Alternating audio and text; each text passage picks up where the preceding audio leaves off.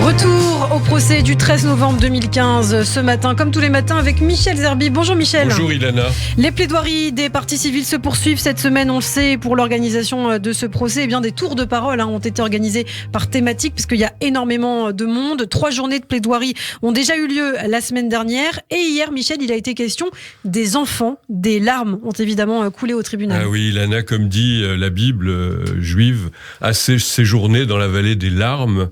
Mais pas encore, en fait. Ce lundi, les avocats ont en fait évoqué le destin brisé d'une vingtaine de personnes décédées, comme Raphaël au bar du Carillon, entouré de ses amis et collègues, Asta, cette franco-malienne mitraillée dans sa voiture, ou encore Lamia, magnifique jeune femme dont la vidéo a été projetée à l'audience, qui a ému toute la salle. Comme la semaine dernière, les avocats des parties civiles ont donc abordé des thématiques comme la liberté de haïr ou de ne pas haïr, l'amour, la mémoire, la liberté de créer, les enfants, la musique, la fête, la danse, le football et enfin le goût du plaisir. Oui, la vie quoi.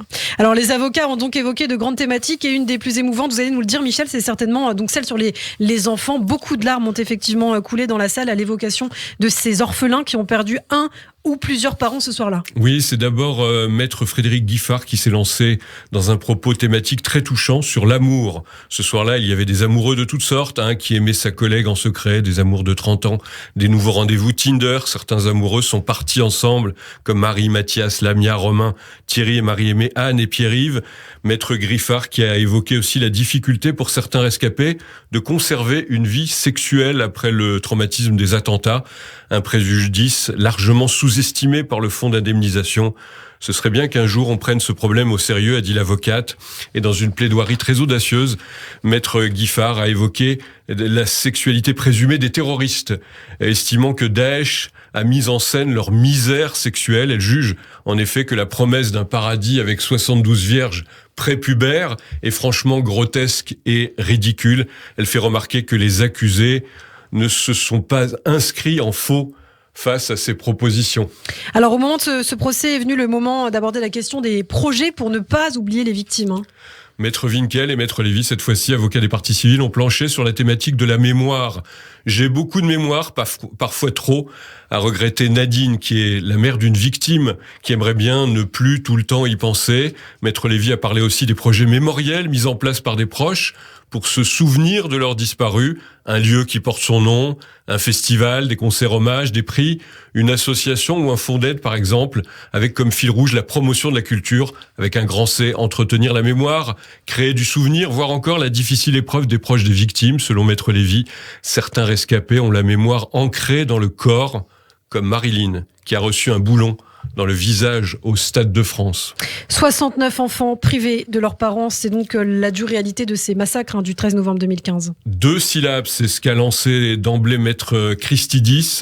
47 enfants ne diront plus jamais ces 2 syllabes. Papa. 20 ne diront plus jamais maman. 2 enfants ne diront plus jamais ni l'un ni l'autre. Les anniversaires, les bougies, les rires insouciants, les câlins, grandir, mais de façon bancale. Tout cela est fini.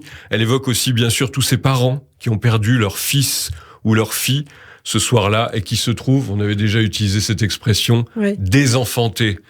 Maître Christidis qui va jusqu'au bout de sa thématique sur les enfants, en abordant aussi les lionceaux du califat. Entendez, ces enfants enrôlés par Daesh pour devenir de futurs combattants.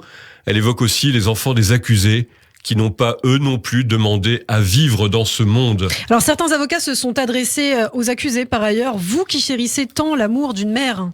Et c'est ainsi, Iliana, que Maître Thévenet, cette fois-ci, va évoquer celle qu'on considère comme la 132e victime des attentats, France Élodie. Elle s'est suicidée à l'automne dernier. Elle qui avait pourtant survécu à l'attaque des terrasses, elle ne s'est jamais vraiment remise de ces attentats, a expliqué l'avocat. Elle laisse derrière elle 2 enfants, âgés de 13 ans et 1 an. Aux accusés, l'avocat explique combien ils ont privé ces 2 enfants de ce qu'ils chérissent eux-mêmes, pourtant eux-mêmes, l'amour d'une mère.